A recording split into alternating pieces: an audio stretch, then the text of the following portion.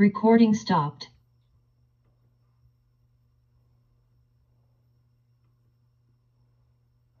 Permítanme.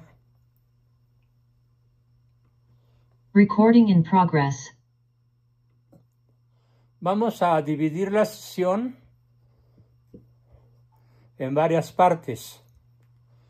La primera parte voy a conceder la palabra a un par de especialistas sobre lo que está sucediendo en esos momentos en ese desdichado rincón de la tierra, que es Medio Oriente, donde están las 7 naciones árabes principales y ese huevito de 21,000 kilómetros cuadrados, el país mejor armado de la tierra, el más rico de la tierra, que es Israel. Por el momento no tomo postura ni a favor de uno ni a favor de otro. Simplemente vamos a escuchar lo que nos dicen los especialistas sobre este drama que la humanidad está viviendo y que sugiero que tengamos muy presente para estar en la jugada. Porque insisto en algo que ya he dicho en otras sesiones. Quien tiene la información tiene el poder. ¿El poder de qué? De tomar mejores decisiones, de huir, de atacar, de defenderse, de esconderse, de tomar medidas preventivas. Pero el que no sabe qué está pasando, pues es una especie de analfabeta que aunque sepa leer y escribir y tenga una profesión y maneje y pilotee cualquier cosa y domine una computadora, si no tiene la información que le conviene tener al alcance de su mano y desde luego en su cabeza, pues es un analfabeta práctico, un analfabeta funcional que será víctima de las circunstancias sin saber ni de dónde vinieron esas circunstancias, ni de cómo lo pescó la muerte, el genocidio, el terremoto, la barbaridad del adversario, y por eso es tan importante que veamos lo que está realmente pasando en estos momentos de la Tierra, en estos momentos históricos para la Tierra, para la humanidad, repitiendo la idea de que nunca antes en la historia había sucedido algo parecido a lo que en estos momentos está sucediendo. La primera parte va a ser que veamos unos cuantos minutos de un video de especialistas, de gente que sabe al respecto, y que mal hubiera hecho yo en pasarlo a Word y leérselos o explicárselos. Tiene más valor el pasarlo con lo que dicen sus autores. Si están viendo a la izquierda un rayo, ¿verdad? De forma oblicua, con una rayita en medio. ¿Sí lo ven? A ver, no veo que nadie me diga que sí o que no. Sí. Sí, muy bien. Va. Corre el videotape. Y nuevamente la Agencia Nuclear de Naciones Unidas ha advertido sobre el riesgo nuclear real que existe en la zona. Riesgo nuclear real que existe en la zona. ¿Dónde, a qué zona se refiere? A ese pedacito de territorio que está en el extremo derecho del Mediterráneo y que colinda con todas las naciones árabes. Sí, ya son 23 los fallecidos en Israel, hablamos de 224 en Irán, más de 1.200 los heridos, con una oleada de ataques que, según confirmó Irán, continuarán durante toda la noche. De hecho, estamos viendo imágenes en vivo. Esto sucede ahora, donde en Israel continúan en este momento sonando las sirenas de alerta ante los posibles nuevos ataques provenientes de misiles iraníes. Israel también en este momento está confirmando que vuelve a atacar a Teherán y zonas aledañas, más allá de la infraestructura nuclear. Acaba de decir el presidente de los Estados Unidos, Donald Trump, que cualquier persona que esté en Teherán debe irse de ese lugar porque lo que viene va a ser aún mucho más gravoso para los iraníes en función de un acuerdo que no ha llegado al momento. Están trasladándose también infraestructuras militares de los Estados Unidos a Medio Oriente, con lo cual estamos en un momento muy complejo de la situación. Por eso decimos máxima tensión y los bombardeos cruzados siguen. Recordemos que un misil impactó muy cerca de la embajada de Estados Unidos en Israel y de hecho hubo algún daño estructural en la embajada de Estados Unidos. Una pregunta, que ver quién la puede contestar. ¿Alguien sabe qué es un misil Oreshnik? Sí, yo sé. ¿Qué es, Alejandro? Un misil Oreshnik es un misil que viaja a 11 veces la velocidad del sonido y que se puede enterrar a enormísima profundidad. No sé si es un kilómetro o algo así, muy profundo. Tiene una capacidad de operar, creo, más que nada a través de vibración intensísima, destruir todo, pero no generar un daño nuclear. Pero es el arma, pues, estrella, en cierta forma, fuera de lo nuclear que tiene el ejército ruso y que nadie más lo tiene. Pero los tiene Irán, dados por Rusia. Ah, no sabía que Irán los tenía. Y de hecho, hay 2 misiles Oreshnik que han impactado a Tel Aviv. Ah, ya llegaron 2 Oreshnik. Ya llegaron 2 Oreshnik a Tel Aviv. Ahora, para que tengan ustedes una exacta dimensión de lo que está sucediendo, el misil Oreshnik viaja a 12.300 kilómetros por hora. ¿Saben a cómo va un avión comercial rápido? A 900 kilómetros por hora. Multipliquen eso por 13 y es la velocidad promedio de un misil Oreshnik. 12.300 kilómetros por hora. Para que tengan una idea, les voy a pedir que hagan un ejercicio. Los que están, por ejemplo, en la Ciudad de México, mentalmente imagínense que tienen que hacer un viaje a Tijuana y que tienen acceso a viajar en el misil más rápido de la Tierra. ¿Saben cuánto tiempo harían viajando en el cuerpo interior de un misil Oreshnik de México a Tijuana? ¿Alguien tiene alguna idea? Haría media hora. 6 minutos. Anda. Ay, qué barbaridad. Bueno, 4.555. 4 minutos 55 segundos. Wow. Sales de la Ciudad de México montada en un misil Oreshnik y en menos de 5 minutos ya estás en Tijuana.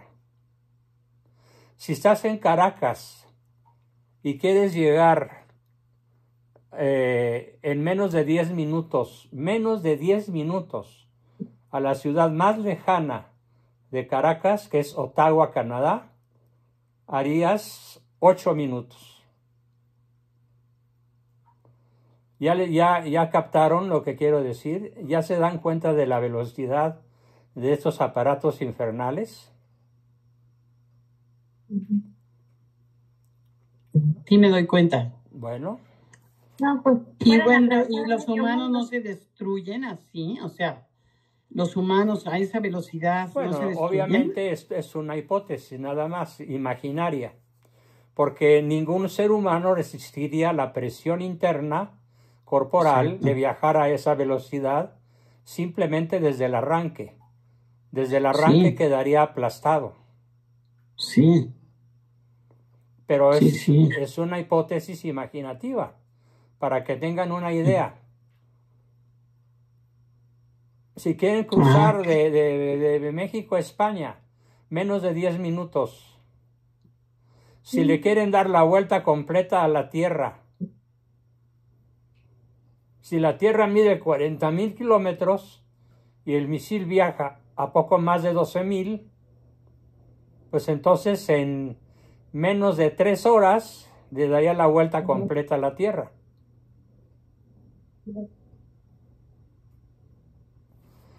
Eso es lo que el hombre ha llegado a construir. Algo verdaderamente que yo me atrevería a decir diabólico.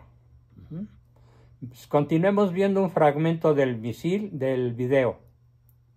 En ese país. Sí, estamos hablando de un misil que impactó aproximadamente a las 4:30 de la mañana en Petah Tikva, que es muy cerca, esa ciudad, a Tel Aviv, que ha provocado incendios en distintas zonas residenciales. Y como estamos allí compartiendo en el graph, Trump lanza una advertencia a los iraníes a propósito de esto que vos estabas recién mencionando, Sebastián, teniendo en cuenta también la evacuación que se está llevando adelante en distintos puntos del país. Estamos hablando de también el disparo, confirma, esto que estamos contando tiene que ver con información que proviene de Israel, donde confirman el lanzamiento de 10 misiles hace 3 minutos aproximadamente sobre territorio iraní, por eso, como dice el graph y la palabra que recién adelantábamos del presidente de los Estados Unidos, todos deben evacuar inmediatamente Teherán. Estamos refiriéndonos a la capital. Más temprano incluso veíamos imágenes que se han reproducido en las redes sociales y en los distintos medios de comunicación del mundo, cómo se producía un ataque israelí en momentos mismos donde se estaba emitiendo un noticiero de la televisión iraní. Sí, exactamente. Las autoridades iraníes, habló incluso hoy el presidente Masoud Pezeshkian en las últimas horas, se brindó un discurso televisivo. Ellos lo que manifestaron es que quieren una tregua para poder reorganizarse, y lo que expresa Israel es que van a seguir con los ataques. Recordemos que Israel comenzó con el lanzamiento de misiles la semana pasada. Hoy el presidente iraní dijo: nosotros no empezamos con esta guerra y lógicamente vamos a seguir respondiendo. Sí, de hecho el primer ministro israelí le dijo al presidente de los Estados Unidos, Donald Trump, que no se van a detener los ataques hasta que toda la infraestructura y capacidad nuclear atómica de Irán quede absolutamente destruido, cosa que todavía no sucedió, aunque sí fueron dañadas por lo menos 2 de los 3 centrales nucleares o puntos atómicos que atacó Israel. Donald Trump, en principio, a Estados Unidos le está brindando infraestructura, otro tipo de inteligencia, pero por ahora, al menos esto es por ahora, no le va a suministrar las bombas de 13 toneladas antibúnker que necesitaría Israel para llegar a más de 60 metros de profundidad, claro, y destruir las centrífugas nucleares. Porque todavía no atacaron esas instalaciones subterráneas. Vos estabas hablando de 2 instalaciones que sí han atacado, y recordemos que son los objetivos, ¿no? Esas centrales nucleares, estamos hablando de Natanz y Isfahan. Después vamos a compartir un mapa y una imagen satelital puntualmente para detallar en dónde se encuentran ubicadas, porque hablan ya de un ataque de un tercio aproximadamente, ¿no? Un tercio del programa nuclear. ¿Por qué es importante ver esta imagen? Porque las fuerzas de defensa de Israel acaban de detectar el lanzamiento de 10 misiles procedentes de Irán, 10 misiles crucero procedentes de Irán, y luego de esa detección, por eso han informado que está trabajando el sistema de defensa aéreo, la cúpula de hierro. Ahí están las imágenes, estas son las imágenes. Esto está pasando ahora, hace instantes, en el cielo de Israel.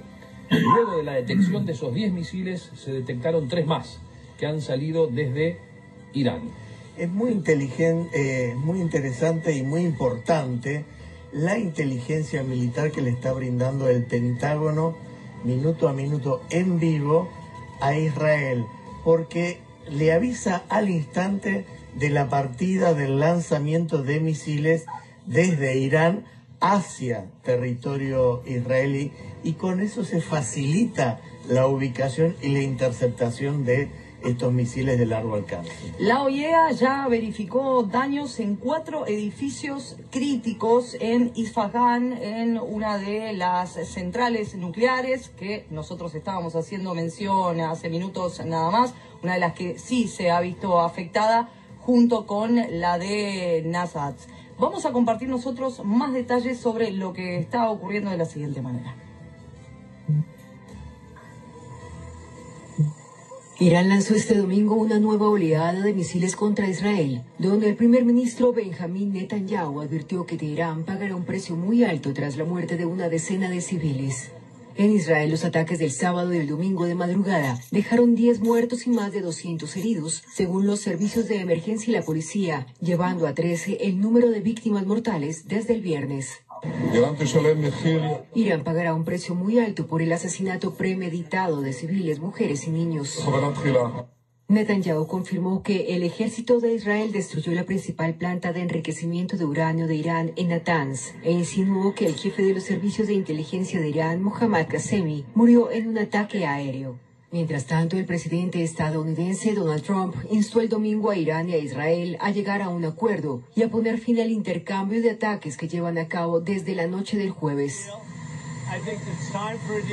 Creo que es tiempo para un acuerdo y veremos qué pasa, pero a veces tienen que resolverlo peleando. Pero vamos a ver qué ocurre. Creo que hay una buena posibilidad de que haya un acuerdo.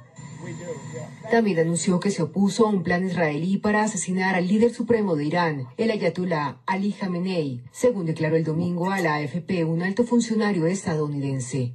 El ministro de Relaciones Exteriores de Irán, Abbas Araghchi, criticó el domingo la indiferencia del Consejo de Seguridad de la ONU tras el ataque israelí sin precedentes contra su país. Las autoridades de Israel pidieron a los ciudadanos que buscaran refugio mientras se oían explosiones en Jerusalén, e Irán activó el sistema de defensa aérea en Teherán. Seguimos con más información porque en este momento se confirma el ataque israelí sobre distintas locaciones en Teherán. Por eso el presidente de los Estados Unidos, reiteramos, pidió a la población de Teherán, a la población civil de Teherán, que deje sus posiciones. Y también en esos nuevos ataques israelíes hay bombardeos otra vez sobre la central nuclear de Natanz. Sí, bueno, lo publicó hace minutos nada más el presidente de los Estados Unidos en su propia red social. A ver, ¿cuál es el riesgo de que Israel bombardee centrales nucleares de Irán? ¿Cuál es el riesgo real para todo el planeta?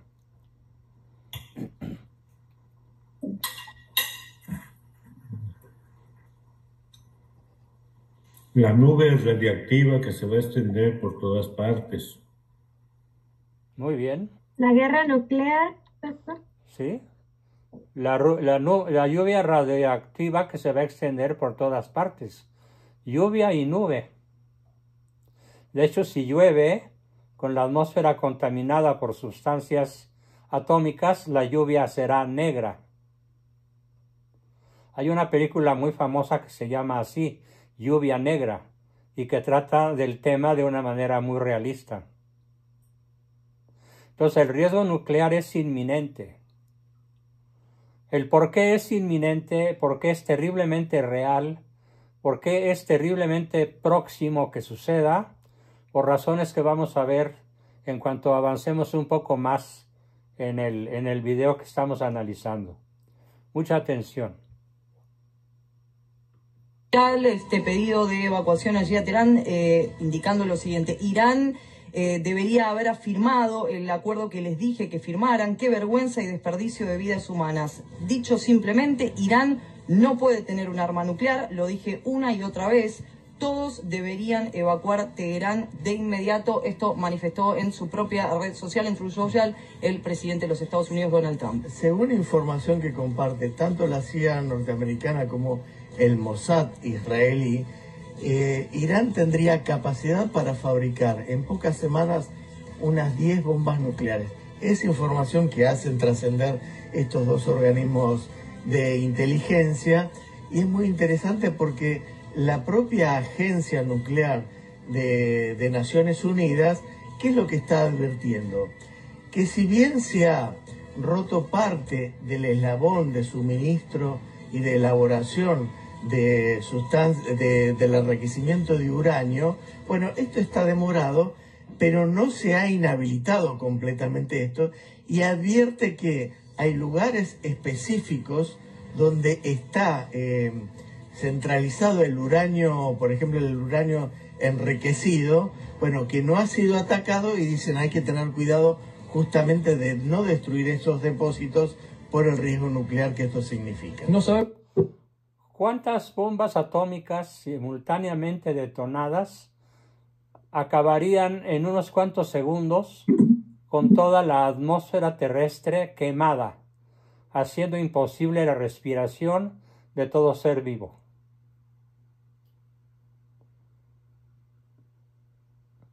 Idea. ¿Ana? No se te oye.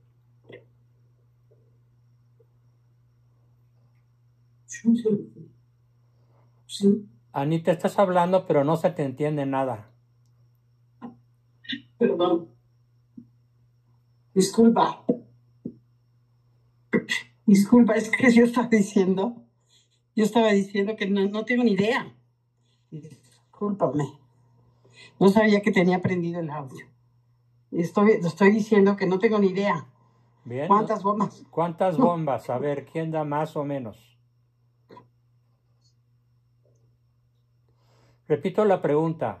¿Cuántas bombas atómicas simultáneamente detonadas acabarían incendiando la totalidad de la atmósfera terrestre, haciendo imposible la respiración a todo ser vivo? Es un cálculo físico muy preciso. Bueno, veo que nadie lo sabe. Dos bombas atómicas. Vamos a decir 2 bombas iraníes, 2 bombas israelitas, o una, y adiós la humanidad. Ese es el riesgo más inminente sobre el que quiero llamar la atención. Ahora, ¿cuál es el riesgo a escala humana, a escala psicológica? Que ninguna de las dos partes está dispuesta a ceder por ningún motivo. ¿Por qué Irán no cede? Porque sigue un mandato divino: acabar con Occidente. ¿Cuál ha sido la promesa más insistente de los ayatolás, algo así como el sumo pontífice del Islam? Hay que borrar a Israel del mapa. ¿Saben cuánto tiene diciéndolo? Más de 60 años.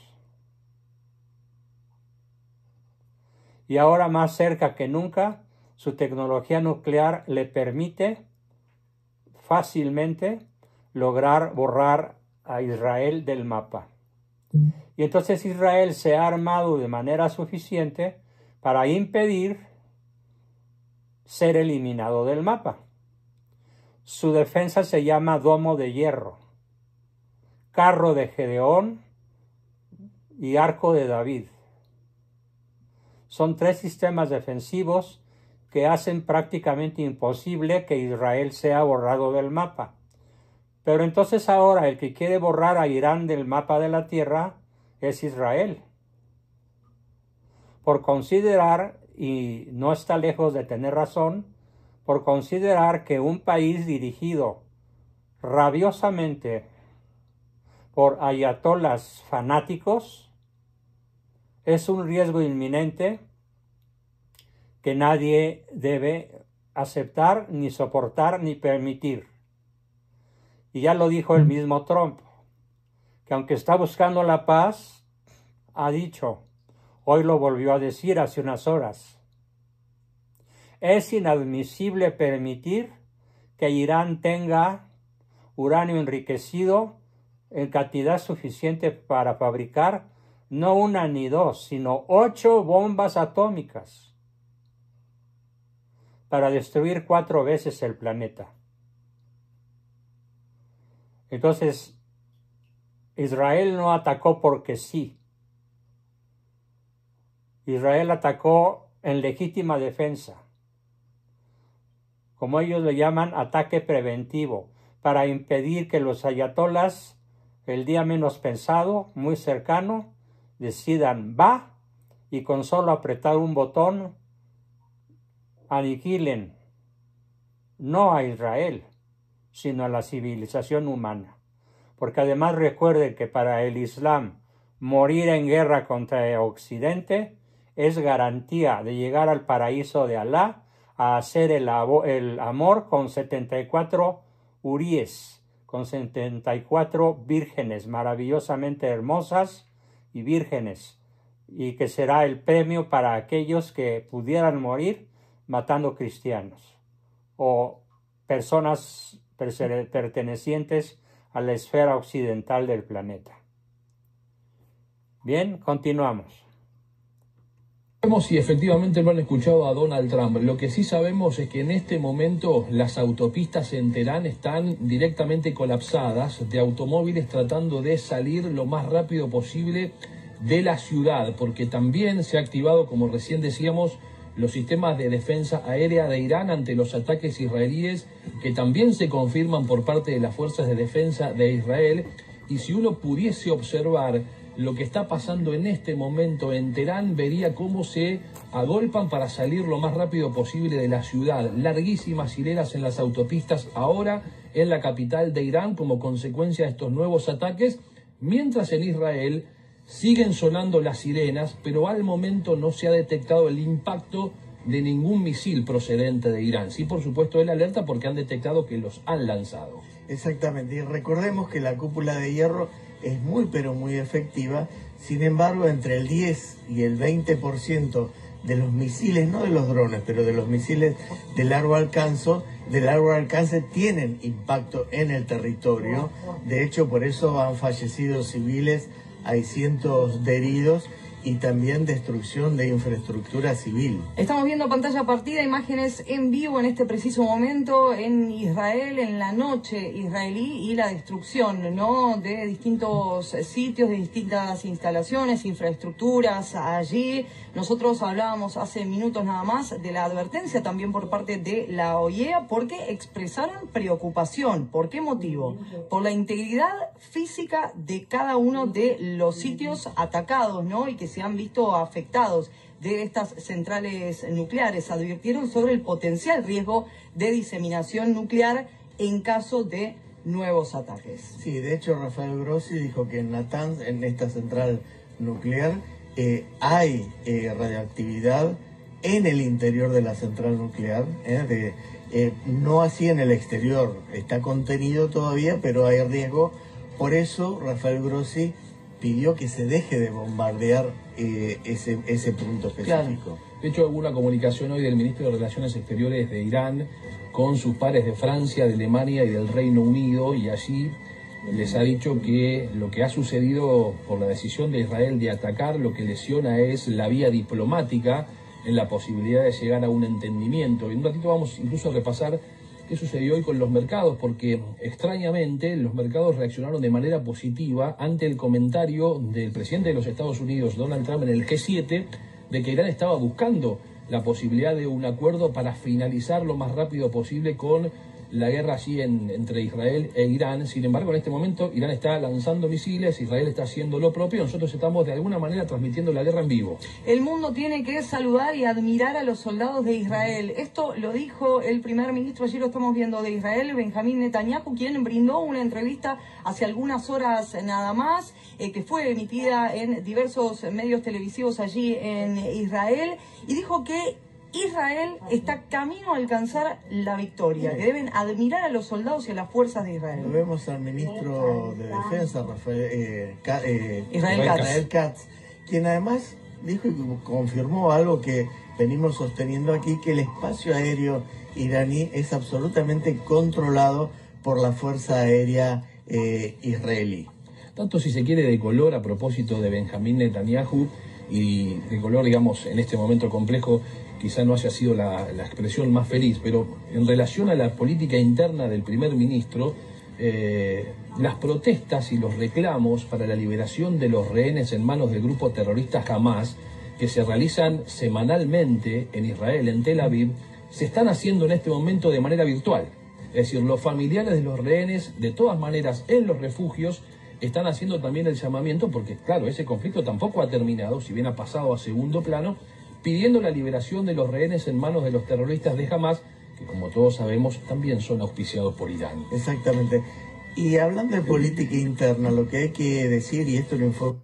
Hago un breve paréntesis para recordarles que el 7 de octubre del año pasado o antepasado, no estoy seguro si fue el año pasado o antepasado, el 7 de octubre entraron los mudayines, los guerreros islámicos más feroces, los terroristas, mataron, nada más cruzando la valla de la frontera, 1,250 personas, secuestraron alrededor de 200 y todavía están secuestradas en la Franja de Gaza alrededor de 40 personas inocentes, hombres, mujeres, niños y ancianos. A eso se refiere el caballero que está hablando acerca del otro conflicto que no ha terminado, que es la invasión que realizó el grupo palestino terrorista Hamas, auspiciado por Irán, para dar muerte a más de 1,000 personas y secuestrar a un buen número de ellas y negarse a devolverlas como una especie de moneda de intercambio como rehenes. Algo verdaderamente terrorífico, espantoso y nauseabundo, por así decirlo. Todos los especialistas, internamente el primer ministro israelí, así como es muy cuestionado por su avance en la Franja de Gaza, por la demora en recuperar a los rehenes y los cuerpos de los rehenes fallecidos, en cambio sí tiene el apoyo para esta ofensiva contra Irán. Al controlar los cielos de Teherán, nosotros estamos alcanzando los objetivos. Estas también han sido las palabras del primer ministro israelí Benjamín Netanyahu en esta entrevista que nosotros estamos mencionando y contándoles aquí en la noche de Canal 26 sobre este conflicto que ahora abrió un nuevo foco allí en Medio Oriente, porque vos lo decías recién, Sebastián, no tenemos que perder de vista que todavía el conflicto y la guerra allí en la Franja de Gaza continúa. Exactamente, y hay que decir que tanto Vladimir Putin, el presidente de Rusia, como el presidente de Turquía, Tayyip Erdogan, se mostraron proclives a convertirse en mediadores. Ambos han conversado en las últimas horas, en el caso de Putin lo ha hecho con el presidente de los Estados Unidos. Puntualmente la conversación fue el día sábado y también el presidente turco se mostró proclive a ser mediador en la situación que se está planteando entre Israel e Irán. Una vez más Turquía, ¿no? Porque también lo ha hecho en la guerra entre Rusia y Ucrania. Estamos allí compartiendo el siguiente graph, uno de los textuales, a propósito de esto que nosotros les contábamos recién, en la publicación que hizo hace minutos nada más el presidente de los Estados Unidos, a propósito de ese entendimiento que pretendía alcanzar Estados Unidos e Irán por el acuerdo nuclear. Claro. Muy bien. Vamos a la segunda parte. Permítame un momento.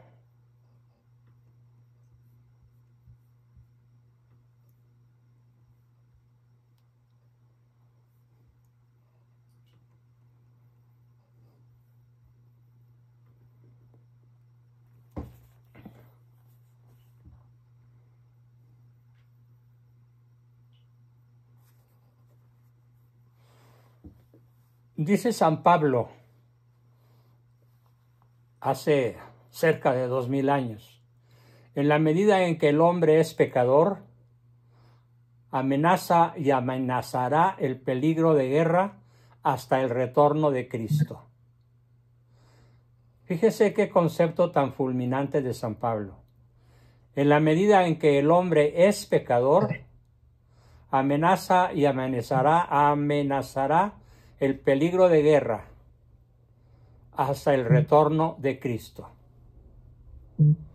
No se refiere a los auténticos defensores de su patria en lo que podríamos llamar guerra justa. Y es difícil definir cuándo una guerra es justa. Recordamos los 3 criterios. Primero, que no haya otra manera de evitar un conflicto que implique la propia extinción. Número 1. Número 2, que sea la única manera de evitarlo. Número 3, que haya un alto grado de probabilidad de ganar la guerra. Con esos 3 criterios podemos hablar de guerra justa, que sea una causa justa, que sea la única manera de lograrlo, de restablecer la justicia y que sea factible obtener la victoria. Todo hace indicar que en el caso de Israel, en esta ocasión, estamos en presencia de una guerra justa, a menos que surgiera algún factor que por ahora yo desconozco, porque el riesgo que involucra la presencia armada de una nación, Irán, que tiene capacidad para enriquecer uranio al grado de lograr la fabricación de 8 bombas atómicas, no iba a ser por negociación, no iba a ser por convicción, no iba a ser por simpatía con Occidente, como se lograra esa distensión de la guerra. ¿Y por qué no?, me dirán. Y pregunto de una manera un poco silvestre, ¿ustedes podrían poner a competir una carrera de velocidad, 100 metros, 200 metros, 400 metros, relevos? ¿Podrían poner a una especie, a un sujeto, con piernas de aluminio, o cuando menos una de ellas de aluminio, que le dota de cierta velocidad y de cierta autonomía física? ¿Lo pondrían a competir con un atleta que tiene completas sus extremidades y que además es campeón de su respectivo país que representa? Evidentemente no. Ni un milagro, ni un acto de voluntad suprema, ni la medicina nuclear más avanzada podrían regresarle su pierna original, intacta, incólume, a ningún atleta. Bien, ustedes le pedirían a un alacrán que dejara de picar a su presa. Imposible. Cada animal, cada persona obra de acuerdo con su naturaleza, tanto para bien como para mal. Pero en general todas las especies trabajan a favor de su supervivencia, como el soldado que defiende a su patria de una amenaza real. No es un asesino, a menos que esa sea su intención, asesinar, y no solo defenderse. Entonces, hago una pregunta sobre teología de la guerra. ¿Por qué hay el fenómeno bestial desde Caín y Abel, que fue la primera guerra fratricida? ¿Cuál es la causa raíz de que exista la guerra en la historia humana? ¿Alguien me lo puede decir?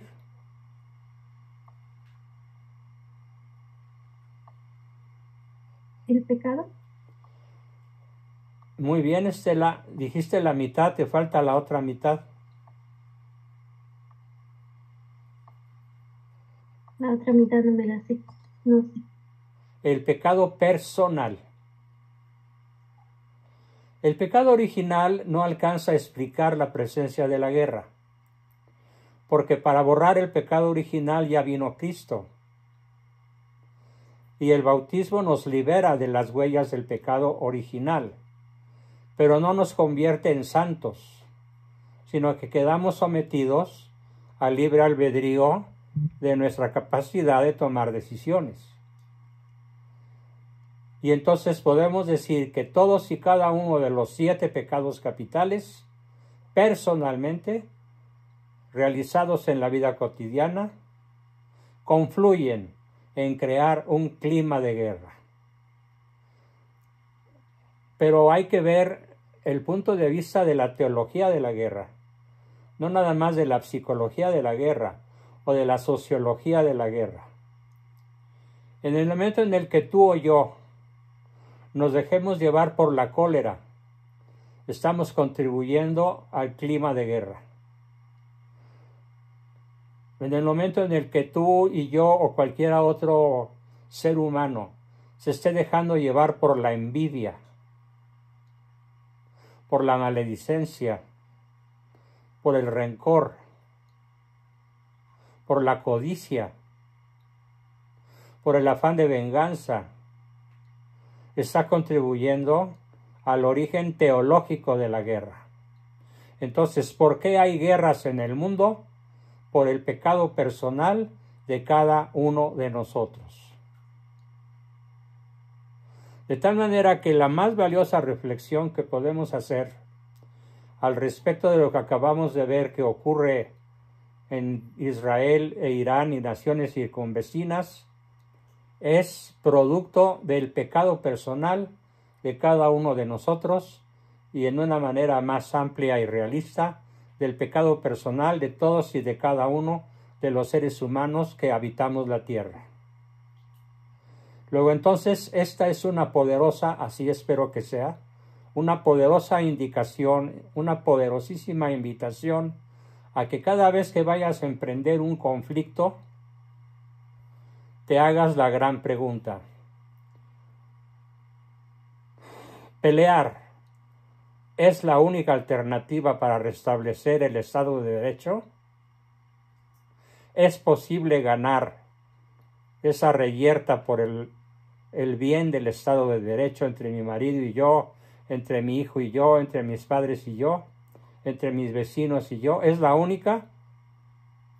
¿Es factible ganarla? ¿Y peleo por una causa noble? Si es así, pelea. No hay victoria sin pelea, como lo señala el flyer que envié con la invitación para esta sesión. Pero si no es una causa justa, o si siendo una causa justa hay otras maneras de ganarla, hay otras maneras de restablecer el Estado de Derecho, de justicia, no entres a la guerra. Porque la única guerra que tienes la seguridad de ganar es aquella en la que nunca entras. Y así, en cada suceso de la vida real, en cada momento de nuestra vida cotidiana, el verdadero cristiano se hace estas tres preguntas. Y si a cualquiera de esas tres preguntas la respuesta es incierta, si la respuesta es sobre todo no, no pelees. Más vale decir aquí corrió que aquí murió. Porque la mejor pelea es aquella en la que no se entra, o es aquella en la que entras porque no hay más remedio, porque no hay otra salida, porque no hay otra solución, más que defender tus derechos por la fuerza legítima. Que se da el caso, por supuesto. Pero por desgracia muchísimos gobiernos no lo aplican. ¿Por qué el gobierno mexicano no aplica su derecho a restablecer el Estado de Derecho, aplastando a la narcocracia, a la nación narca, que hoy tiene en su poder a la totalidad del país? Porque ellos mismos pertenecen a esa facción, a esa nación narca de la que hablábamos el viernes pasado. Entonces, ¿qué significa la guerra en relación a la paz? Porque la noción de paz es también compleja y ambigua y puede ser utilizada como base de interpretaciones contrapuestas. La exigencia de combatir la guerra, de evitar su crueldad, nos señala claramente, ciertamente, una incompatibilidad. Guerra y paz se oponen totalmente, y sin embargo, al considerar como auténtica paz la simple ausencia de la guerra, nos hace reflexionar sobre la posibilidad de una guerra justa, de una guerra de servicio, precisamente de servicio a la paz. Esta es una encrucijada constante en el caminar peregrino de la humanidad, y su ambigüedad nace de la misma actitud que el cristiano puede adaptarse ante ella. La historia no es más que la repetición del pasado.